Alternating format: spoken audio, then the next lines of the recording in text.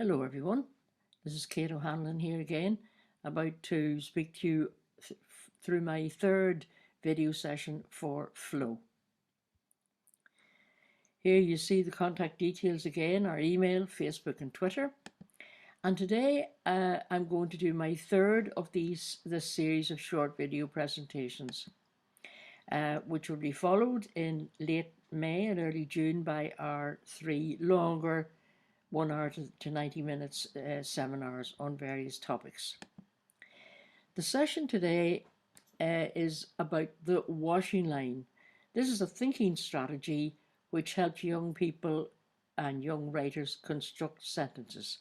And this strategy is linked back to my habits of mind former session, because this is a metacognitive strategy. When we're talking about teachers preparing or parents preparing for children's learning and understanding, we are aware of three words: the knowledge, the understanding, and the skills required. So we know something and then we're able to do it. We have the skills, but in between stands this understanding, which many of us lack. We need understanding if we have to apply the knowledge in some way or other. So ask the kids a simple question: what is a sentence? And very often they will answer, well, it's a lot of words together which makes sense. It begins with a capital letter and ends with a full stop or some other punctuation mark. And I say that is correct, but they are often unable to demonstrate they actually do know what a sentence is when I look at the way they write. So the washing line is an activity which tries to help them with this understanding. And there are 5 steps which I'm going to share with you now. The first thing I do is I take a sentence from recent reading and I cut it up into separate words, and they are put onto separate cards. The writer then reconstructs and reads that sentence, puts them down on the table in the right order in which they could be, and reads the sentence. And even sometimes I might play around with that sentence and say, well, are there any parts of that sentence which could go somewhere else? So we look at the variety of the sentence. Then I take longer phrases or clauses and put them on cards. And the writer then reconstructs that sentence. So now he doesn't have single words, he will have a phrase or a series of clauses. And we can then vary the position of the phrases within the sentence and discuss and explore how or if any can be moved around, and if that changes the meaning of the sentence in any way. For example, on a card all of its own, I have the following phrases: the fat cat was sleeping beside the fire when I arrived, which was called Moggy because he was tired. So I muddle them up, give them to the child, and ask the child to construct them into a sentence. So we see what you would get. And I think there are 3 possible constructions we could end up with. The fat cat, which was called Moggy, was sleeping beside the fire when I arrived because he was tired. Or, when I arrived, the fat cat, which was called Moggy, was sleeping beside the fire because he was tired. Or, because he was tired, the fat cat, which was called Moggy, was sleeping beside the fire when I arrived. And we'll notice that as we put these down, I have to provide them with comma cards and a full stop card. So the comma's on a separate card, the full stop's on a separate card, and they place them in where they think they should belong, as you see them here in the sentence.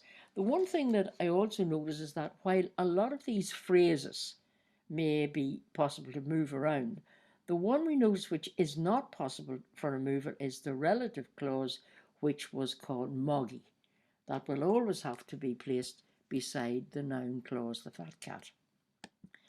So if, for example, I give them something then like the fox appeared, we use the framework which I will have shared with them to develop the sentence. The who part of the phrase, which is in this case the fox. The verb, how, when, where, and why. So the noun, the subject, the verb, the adverb, the how word, the time phrase, the place phrase, phrase of place, and the reason, a clause of reason possibly. So that might become, on a dark winter's night, attracted by the light, the bedraggled fox silently made an appearance outside the bay window. Now we have, on a dark winter's night when, attracted by the light, that's why, that's the reason. The bedraggled fox, have just added that adjective in to add more to the who. Silently is how. Made an appearance is the development of the verb there, appeared. Outside the bay window, where. So I've got all of that there at the back of my mind when I'm thinking about my sentence, which enables me to extend and vary and add to this sentence. And of course, this sentence we have now constructed together could again have variety. I could move a lot of these phrases and clauses around. And then we will compare them and decide, which of these actually sounds better? Because often one does sound more stylish than another. So the purpose of the washing line is to teach writers how to construct more interesting, and I could add in there, varied and extended sentences. It teaches the role of punctuation marks, the positioning of words and phrases, that is, the possibilities of positioning them in different places. What is essential and non-essential information? Because at some point I might say, I want you to remove everything now except the most basic sentence or the simplest sentence. And we could get right back to the fox appeared. How to contract and expand sentences in order to write compound and complex sentences. That's a thinking strategy. It's sort of multi-sensory in that we're moving cards, we're talking, we're looking, we're listening, we're doing a lot of things, thinking about how we would write a more interesting sentence, and hoping that at the end of it we will have a clear idea of the framework for a sentence, what we might add in, how we might add it in, where we might add it in order to make the sentence more interesting. My seminar will be on the 1st of June, The Thinking Child, and I'll be adding in there, I hope, more thinking strategies, as well as looking at what cognition is and what metacognition is. Thank you very much for listening.